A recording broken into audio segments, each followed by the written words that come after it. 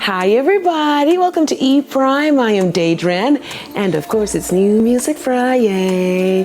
The up-top boss Teejay drifts to Nigeria for a remix of his hit single, Dancehall. Teejay continues to see success following the release of the track, amassing over 60 million global streams, debuting on Billboard's R&B hip-hop, Hot Airplay Rhythmic Top 40 Airplay, and mainstream R&B hip-hop airplay charts, garnering over 250 million TikTok views.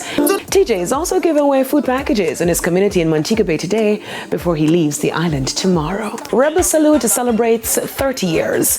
The Caribbean's largest showcase of roots, reggae, and culturally themed dancehall is slated to mark its 30th anniversary with 2 nights of exhilarating performances.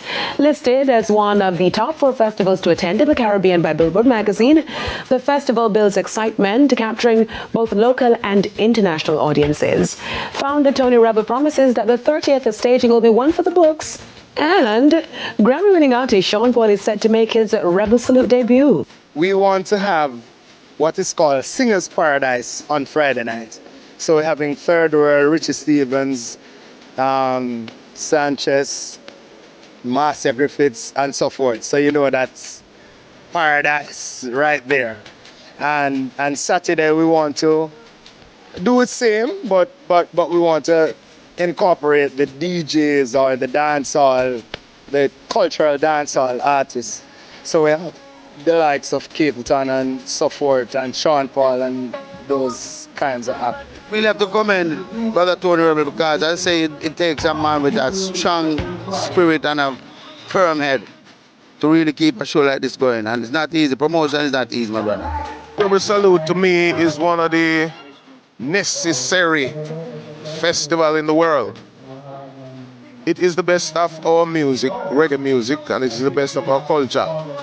And I kind of just love the fact that Honorable kept this principle in the show and just never sell that out. Rebel Salute also welcomes on board its newest partner, EduTech. The EduTech Hub was actually the brainchild of Mr. Rebel himself.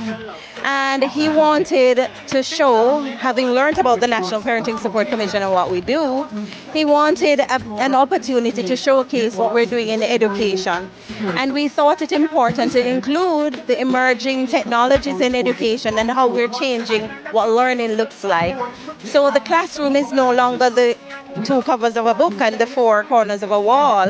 And COVID taught us that the classroom right now could be anywhere. What are the technologies that we're using to drive education? The festival is set for January 19 and 20 at Plantation Cove in St. Anne. That's it for E Prime this evening. I'm Daedran. Thank you for watching.